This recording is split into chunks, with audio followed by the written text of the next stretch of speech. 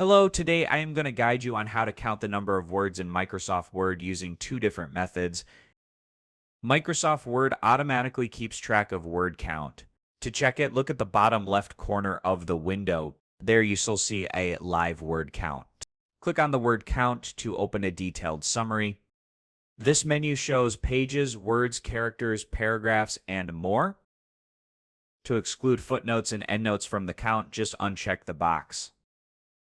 You can also open the word count dialog from the Review tab.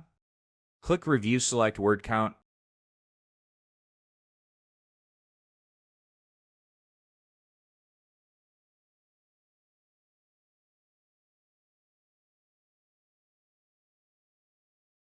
Or use the shortcut Control plus Shift plus G. Now you can monitor your document's word count anytime. That's how you count words in Microsoft Word with or without footnotes. If this helped, give us a thumbs up and subscribe.